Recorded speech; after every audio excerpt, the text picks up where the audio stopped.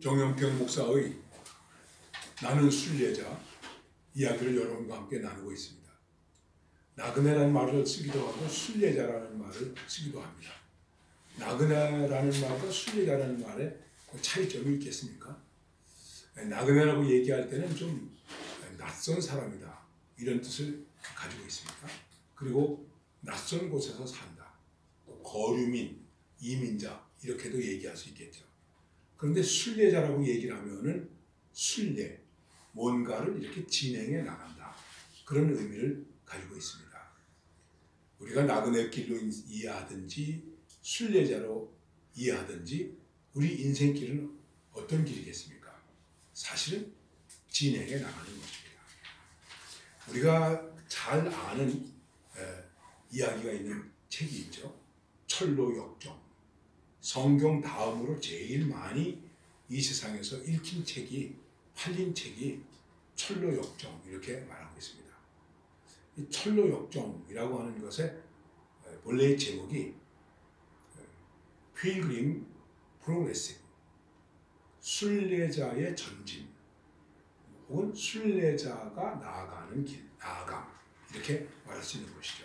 그런데 이제 우리 말로는 번역되면서 한문의 용어를 받아가지고 철로역정, 나중에 최영일 목사님께서 이것을 하늘로 가는 길 이렇게 또 풀어가지고 아이들이 읽기 쉽게 그 책을 번안해서 쓰신 그런 것도 제가 읽어본 적이 있습니다. 어쨌든 나그네로 생각하든 순례자로 생각하든 그리스도인이 순례자라고 얘기할 때 우리는 나아가는 존재다.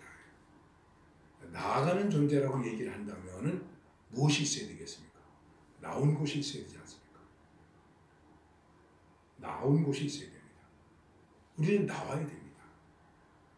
그리고 나와서 계속해서 가는 것입니다. 가는 목적지가 있습니다. 그 가는 목적지를 우리는 하늘나라, 하나님의 나라 이렇게 말할 수도 있는 것입니다. 그렇습니다. 그러면 우리가 어디서 나왔을까요? 이것을 성경에서 생각해 보면 이스라엘 백성들의 입장에서 얘기해 본다면 이집트에서, 애굽에서 나왔다.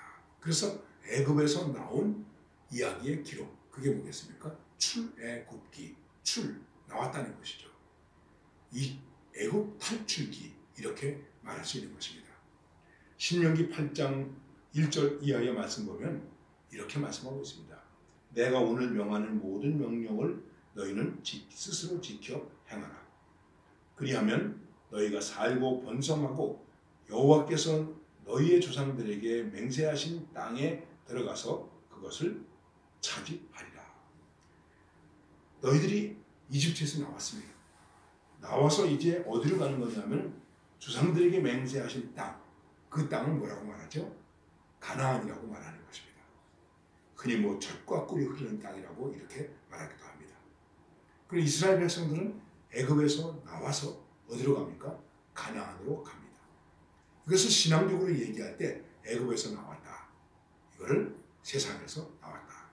철로역정에서 보면 무엇이라고 말하고 있냐면은 우리가 나가야 할 세상이, 탈출해야 할 세상이 어디냐? 장망성 이렇게 말하고 있습니다. 그 장망성이라는 의미는 장차 망할 도시. 왜 망하는가? 하나님의 심판으로 인해서. 하나님께서 죄악을 심판하실 때 무너질 수밖에 없는 곳이다 하는 것이죠. 성경은 우리들에게 말씀하고 있습니다. 또 신앙은 우리들에게 아주 강력하게 권면하고 있습니다. 그것이 무엇입니까? 나가야 된다.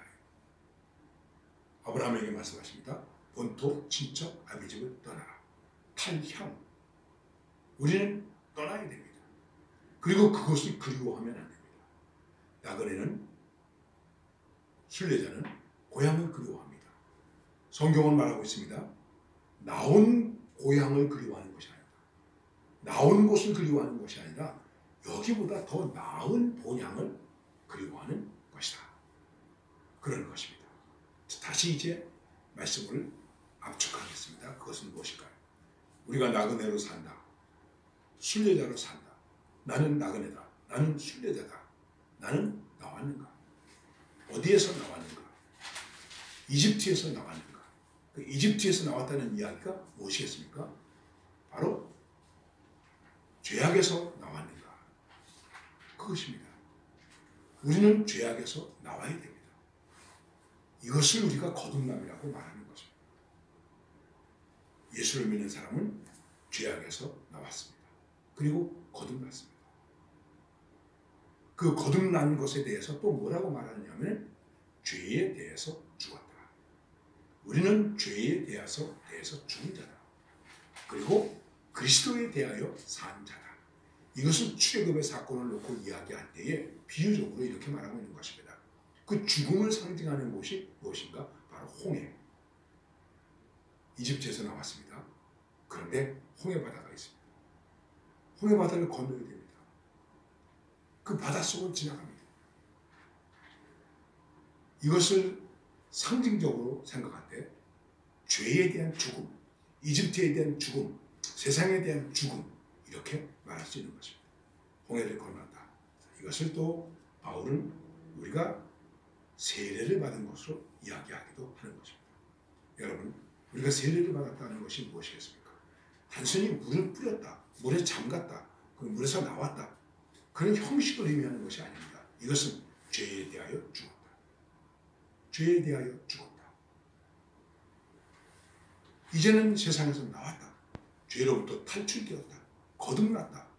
이것이 바로 무슨 인생이 되겠습니까? 제2의 인생이 되는 것입니다. 자연적으로 출생한 내 인생이 예수님을 만나서 죄로부터 탈출되어서 이제는 거듭난 인생, 죄에 용서받은, 구원받은 인생이 되었다 하는 것입니다. 탈향, 세상을 벗어나는 것입니다. 그렇습니다. 여러분, 신앙의 순례자입니까? 그러면 분명히 다시 한번 자기 자신을 살피십시오. 성찰하십시오. 나는 죄에서 떠나는가? 나는 죄에서 나왔는가? 나는 예수 그리스도로 말미암아 용서를 받은 사람인가? 중생했는가? 거듭났는가? 이거 확신이 있어야 됩니다.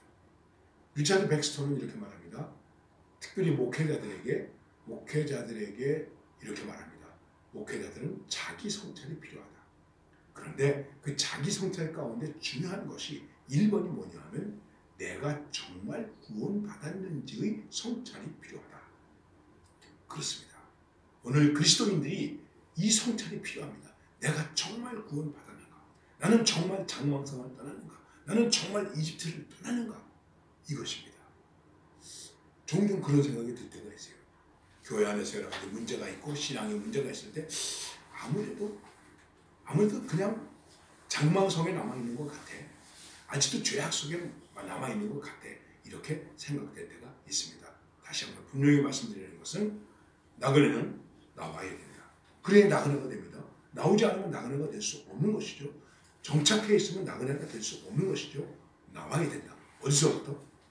장차 망할 세상에서, 죄악 세상에서 죄악으로부터, 죄로부터 나와야 된다.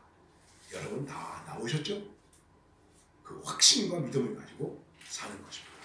오늘도 이러한 은혜로 우리의 순리의 길에 승리하시기를 바랍니다.